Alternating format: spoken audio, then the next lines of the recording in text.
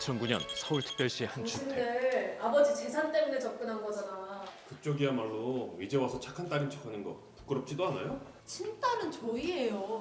어르신도 그렇게까지 생각할까요? 아 그럼 들어가서 한번 물어보죠. 무슨 이유에선가 언쟁을 벌이던 네 사람. 집에 들어선 직후 충격으로 굳어집니다. 그들의 눈에 띈 건 침대에 반듯하게 누워서 사망한 50대 중년 남성이었습니다. 혈흔으로 흥건하게 젖어있는 침대 위. 싸늘한 주검으로 발견된 중년의 남성. 뒤통수 부분에 광범위한 손상이 있었는데 사망 추정 시각은 불과 하루 전이었습니다. 범행에 사용된 도구는 둔기로 추정됐지만 정확한 둔기의 종류는 추정하기 어려웠습니다. 집안 곳곳을 샅샅이 수색했지만 이렇다 할 단서는 보이지 않았습니다. 사건의 경위를 추론할 수 있는 유일한 단서는 창문 앞의 혈흔뿐이었는데요. 창문 밖을 바라보고 있던 피해자의 등 뒤로 접근한 범인이 둔기를 휘둘러 살해한 뒤 침대에 눕혀놓고 달아난 걸로 보였습니다. 이거 얼마 안 됐는데 좋은 곳에 좀 써주십시오. 아 매번 감사해요. 다 좋은 데에 쓸게요. 수십억 원대의 자산가로 확인된 피해자. 도대체 누가 왜 그를 살해한 걸까? 사건의 진실은 베일에 쌓여 있었습니다. 최초 신고자인 네 사람을 탐문한 경찰. 혹시 다들 피해자와는 어떤 관계였나요? 저희는 옆집 사는 부부입니다. 저희는 딸이에요. 가족이라고는 저희 둘밖에 없고요.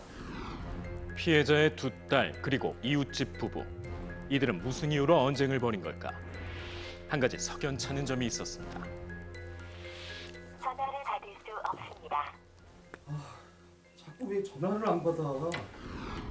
피해자와 자매, 수년간 교류가 없었습니다. 부녀 관계가 아니라 남남에 가까웠는데요.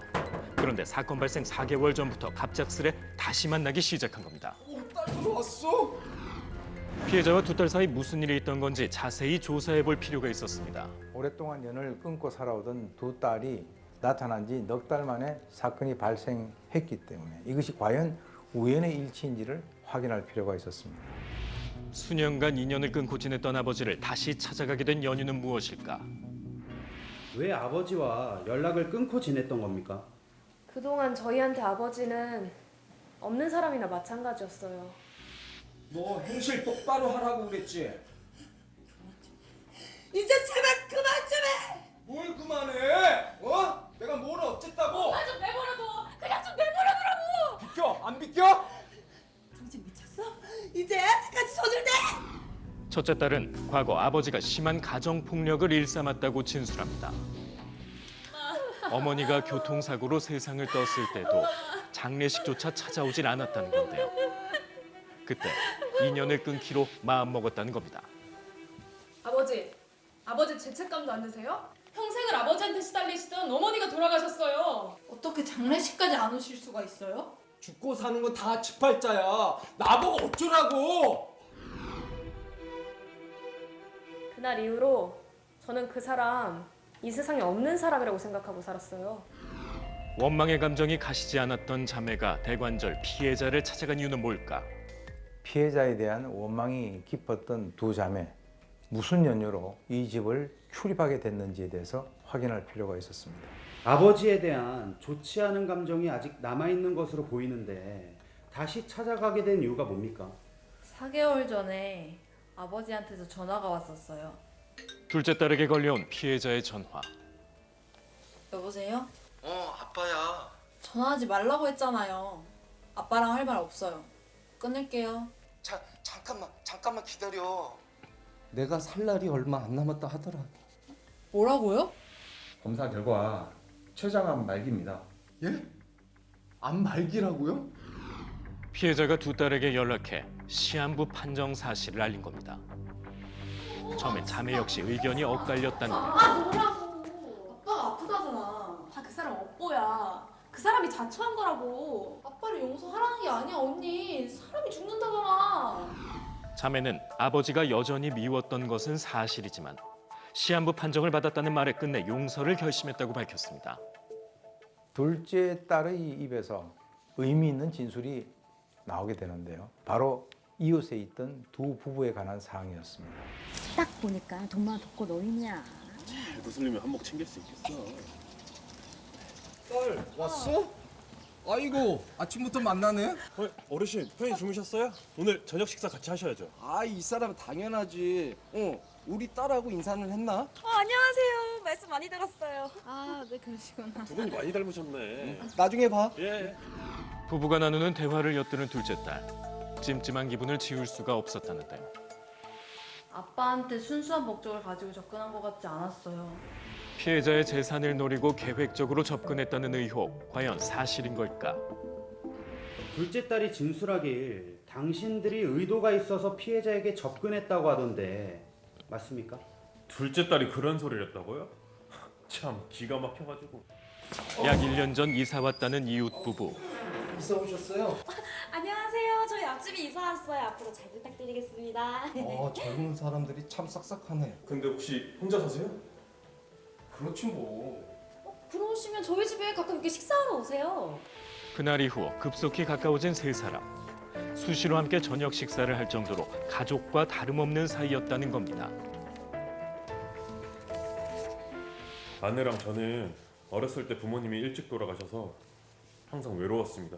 저희 진짜 어르신 만나고 얼마나 좋아하는지 몰라요. 그런데 재산을 노리고 접근하랬다뇨. 부부의 말은 과연 사실인 걸까? 곧 믿기 어려운 진술이 이어집니다.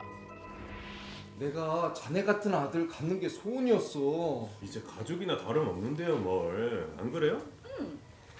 그래서 말인데 내가 죽거든 자네들한테 유산 상속하고 싶거든. 어르신 그런 말씀하지 마세요. 아니야 왜? 피해자가 유산 상속까지 제안했지만 되레 극구 거절하고 있었다는 겁니다. 실제로 피해자가 상속권에 대해 변호사에게 자문을 구했다는 사실도 확인이 됐습니다.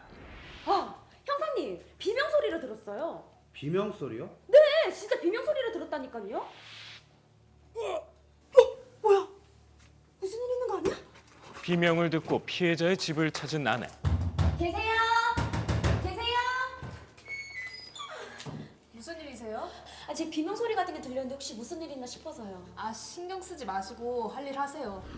그런데 피해자의 모습은 보이지 않고 두 딸만이 현관문을 열고 나왔다는데요. 뭔가를 감추려는 기색이 역력했던 겁니다. 피해자의 비명을 듣고 집으로 가보니 두 분이 문을 열고 나왔다고 하던데 이거 어떻게 된 겁니까? 설마 그 말을 믿으시는 건 아니죠? 하지만 자매의 주장은 또 달랐습니다. 부부가 거짓말을 하고 있다는 겁니다. 그런데 몹시 수상한 정황이 발견됐습니다. 피해자가 인근 파출소에 절도 신고를 했던 기록이 남아 있었던 겁니다. 수상한 점은 그뿐만이 아니었습니다. 사건 현장 인근의 CCTV를 확인한 결과 파출소로 향하는 피해자가 목격됐는데요. 피해자에게 사정하며 무릎까지 꿇은 남편, 대체 무슨 일이 있던 걸까? 피해자가 절도 신고를 했고 이틀 뒤 당신이 경찰서 앞에서 사과하는 모습까지 확인됐습니다. 이거 어떻게 된 겁니까? 뭐라 드릴 말씀이 없습니다, 형사님. 피해자의 물건을 훔친 범인 아내였습니다. 왜 여기 있어? 이거 내 거잖아. 어르신, 그게 어떻게 된 거야? 입 있으면 말을 해봐. 진짜 죄송합니다. 정말 죄송합니다. 세상 사람들이 돈 보고 나한테 접근해도 자네들만큼 믿었어. 어떻게 나한테 이럴 수가 있어? 배신감에 격분한 피해자가 경찰 신고를 결심했던 겁니다. 고백으로 인해 집행유예 기간에 있던 아내는 만약 피해자가 그 사실을 경찰에 신고할 경우 실형을 살 수 있는 가능성도 배제할 수 없었습니다. 피해자와 관계가 틀어지고 난 후 재산이 탐나 살해한 거 아닙니까? 저희 아버지처럼 모셨는데 그게 무슨 말입니까? 저희 진짜 억울해요. 부부는 절도 사실은 인정하지만 피해자의 사망과는 무관하다고 언성을 높입니다. 피해자를 살해한 범인은 대체 누굴까? 진실은 여전히 묘연하기만 했습니다.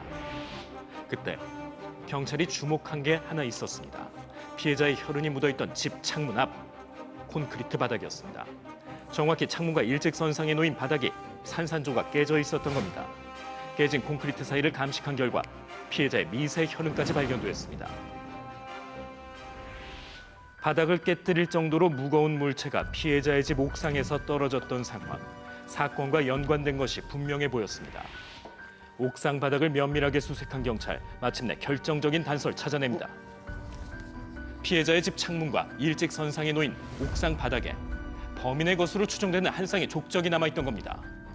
결국 범행은 집 안에서 발생된 것이 아니라 피해자가 창문 밖으로 고개를 내미는 순간 어떤 무거운 물체에 의해서 후두부가 타격을 받았다는 사실을 추론해내게 됩니다. 즉각 부부와 자매의 신발을 압수해 범인의 족적과 대조하기 시작한 경찰. 단순히 신발 밑창 패턴이 똑같은지를 넘어 신발의 사이즈를 통한 성별의 구분과 걷는 속간마다 다르게 형성되는 마모의 형태까지 고려해 동일한 족적인지 판단합니다. 범인의 족적과 용의자의 신발을 대조하자 정확히 일치하는 한 명이 있었습니다. 옥상에 남은 범인의 족적, 둘째 딸의 신발과 일치했습니다. 일어나세요. 당신을 존속 살해 혐의로 긴급 체포합니다. 잠깐만요. 제가 시켜서 한 거예요. 얘는 잘못 없어요. 둘째 딸을 체포하기 직전 첫째 딸은 이 모든 것을 내가 계획하고 실행했다라고 놀라운 사실을 털어놓게 되는데요. 언니 일로 와봐봐. 뭔데? 언니 이거 봐.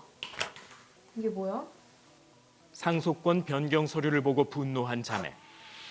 아버지 재산 우리 엄마 목숨값이야. 이대로 딴 사람들한테 뺏길 수 없어. 결국 피해자의 살해를 공모하게 됩니다. 아빠! 아빠! 큰딸 무슨 일이야? 아빠 그게 그리고 돌이킬 수 없는 짓을 저지르고 맙니다. 아버지가 창문 밖으로 고개를 내밀자 옥상에서 대기하고 있던 둘째 딸이 아령을 떨어뜨림으로써 결국 살인을 하게 됐다는 겁니다. 대개 사람들은 어린아이를 가리키며 흰색의 도화지에 비유하곤 합니다. 원망과 분노란 단어만 거듭 적혀 새카매진 자매의 유년기가 곧 범행의 경위서였습니다.